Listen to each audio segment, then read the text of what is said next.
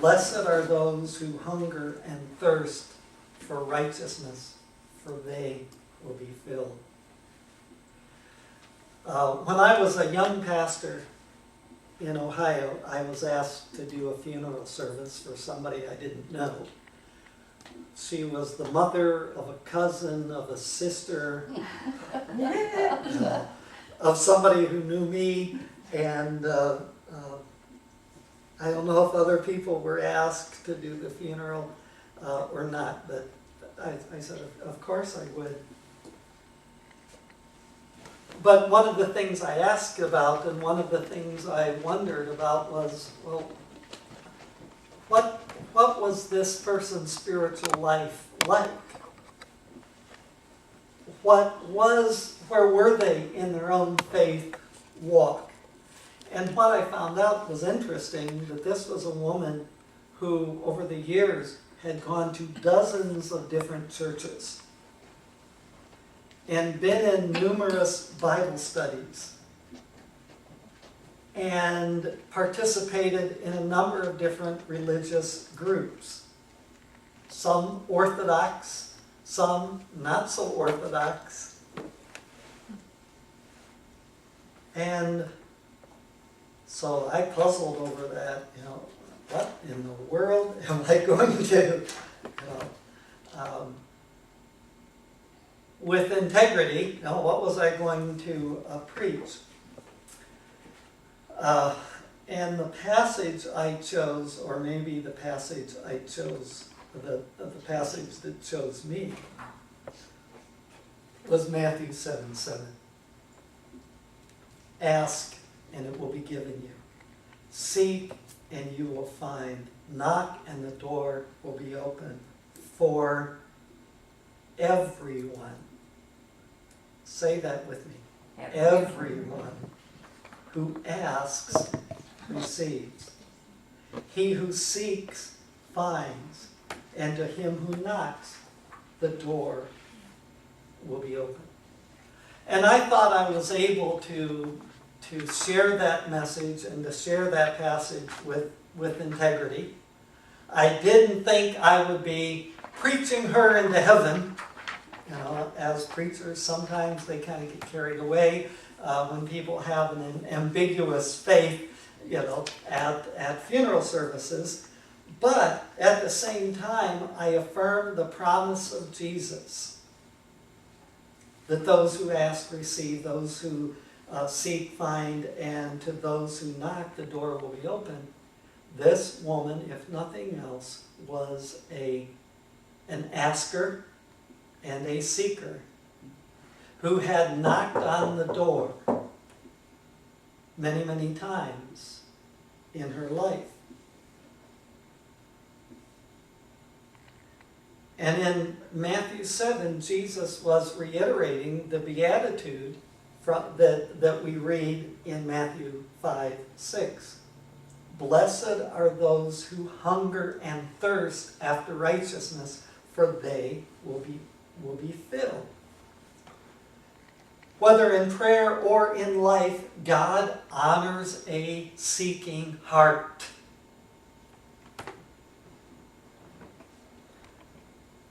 And we know some things very, very clearly, and that is that God is seeking those who seek Him. Secondly, we know that God seeks us long before we ever think about seeking Him. And thirdly, we know that God seeking us is motivated by love and to love and for love. I used to read that passage from Psalm 139. If I go to the depths, you were there. If I try to want, and I used to read that and interpret that as, no matter where I go, God's going to get me. Oh. I can't hide from this angry God who's going to find me out when I mess up. And I had an awakening. I said, no. That means no matter how far you run in desperation, no matter how far you run from God, He is still seeking you in love. He is still seeking to heal. He is still seeking to forgive. He is still seeking to redeem. It's not that I can't escape his wrath. I can't escape his love, is what it's saying. And for those of us who already know God, the seeking for him may be over.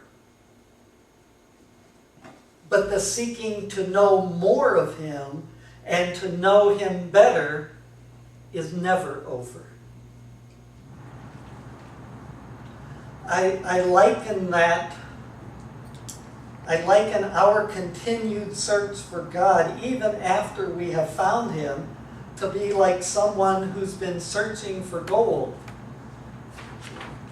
They don't stop searching once they found it, but now they know where to look.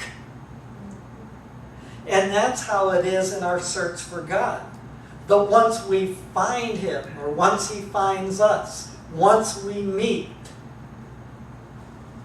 now we know where to search for more of him. The search isn't over.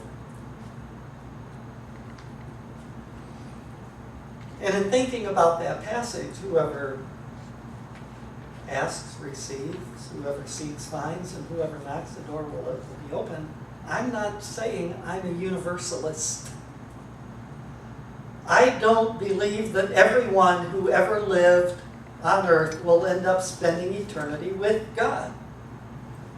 In fact, to people who don't want to be with God, heaven would be hell. Because they would be forced to be with the God they don't want to know, they don't want to be with, they don't want to serve, they don't want to worship, they don't want to love. People have a choice about whether or not to become Jesus' followers. Those of us who have made that choice will continue to follow him into eternity. But what about the seekers? The people on earth who have made an earnest and honest spiritual search. What about them? And what I picture that I don't think is the case is like we're at the meat counter at Publix, and while we're in line it closes and we still have the number ticket in our hands. Or someone who's journeying toward Jesus, but they didn't go far enough, fast enough when their life journey was over. Are they out of luck forever? Are they out of eternity forever? Specifically and individually, I can't answer that question about this person or that person and where they are in their spiritual journey, and whether they have sought God until they found him, and whether God has sought them until they found each other. I can't, if you say, well, what about, I don't know. But at some level, what I do know is that grace prevails. So for these people who have never heard about Jesus in the world, and by the way, with today's technology, that's less and less and less people who've never heard the name of Jesus, who've never heard about Jesus. But the people who have never heard about Jesus, there's grace. For children who died before what theologians call the age of accountability, there's grace. For the mentally impaired who can't conceptualize or process intellectually about God and Jesus and his sacrifice on the cross, there's grace. For thieves on the cross who never had an opportunity to get baptized or read the Bible or go to church, there's grace. And for men and women who never followed Jesus in life, but who prayed the prayer of faith moments before taking their last breath, there is grace. following Jesus is more than being sure that I'm ready for eternity. Following Jesus is more than adopting a new belief system or behaving according to a higher moral code. Following Jesus means adopting the lifestyle and living the life of the one we are following. And that's going to make a difference in terms of my eternal destiny. But it's also going to make a difference in terms of my day-to-day life. So the person who waits until that next to last breath to commit their lives to become believers and followers of Jesus, they might go into eternity. But they could have had a life of godly influence and loving care of other people and witness to the goodness of God in their lives. They missed that. They might have heaven, but they missed expressing the life of God on earth. Sue, would you mind go to the back of the Bible, 1 John. And Janet, maybe you can help me. 1 John chapter 3. Because there's a passage I'd like you to read, just 3 verses. 1 John chapter 3. I don't have the page number.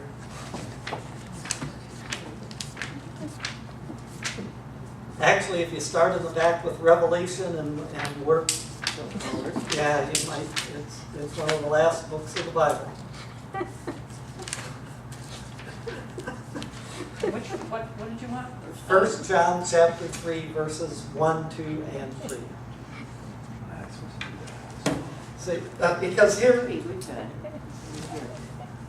this is the Apostle John's word to us about how Jesus transforms our lives and calls us to live a life of influence. Do you have it, Sue? Mm-hmm. How great is the love the Father has lavished on us, that we should be called children of God. And that is what we are. The reason the world does not know us is that it did not know Him. Dear friends, now we are children of God, and what we will be has not yet been made known. But we know that when He appears, as we shall be like Him, for we shall see Him as He is. Everyone who has this hope in Him purifies himself, just as He is pure. Thank you. Thank you.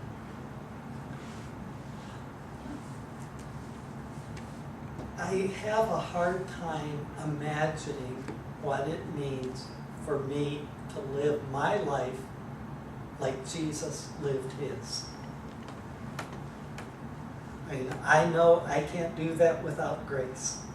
I know that I can't do that without His day-to-day, moment-by-moment help and my day-to-day, moment-by-moment awareness of Him. But somehow we are distinct from the rest of the world. Somehow we are different. Not because we are better, but because we are Christ followers. And that makes us different. It makes our life different. We live in a way that the rest of the world does not. And we live in a way that the rest of the world cannot. We walk in the way of Jesus. That's the narrow way. That's the narrow road. Do unto others what you would have them do to you, Jesus said. That summarizes the law and the prophets. And when you summarize the law and the prophets, you summarize everything. The whole of the Old Testament, First Testament, the law and the prophets are summed up in. Do unto others what you would have them do unto you. That's the way of love. The Apostle James called it the royal law. That is to love your neighbor as yourself.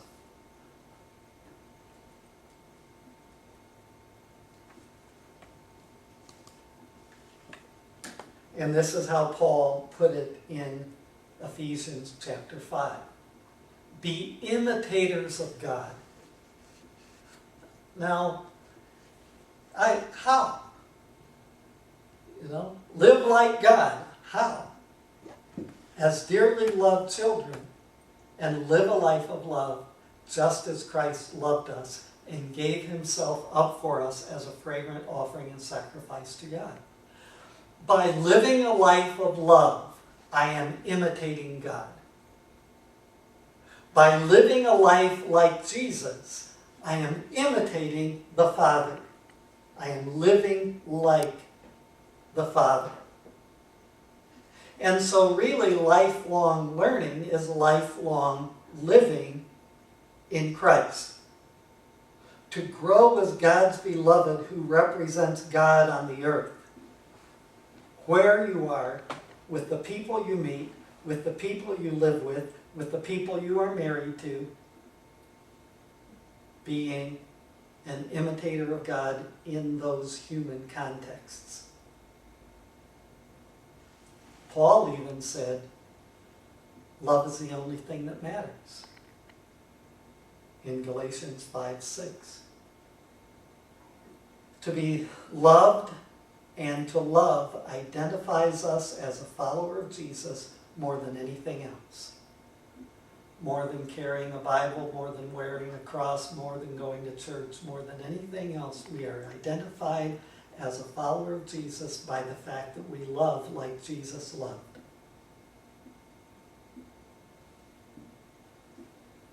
If you ask, you will receive. You will become a lover. If you seek, you will find. You will become a lover. To those who knock, the door will be open to become a lover. Those who become God's beloved become God's lovers of people. And it's so exciting to hear about those little divine touches, isn't it? Yeah. And how wonderful that is, and thank you for that. She was immediate. I'll be Yeah. back in 15 minutes. Angels unaware. Yes. Let's sing this last song tonight, Cornerstone.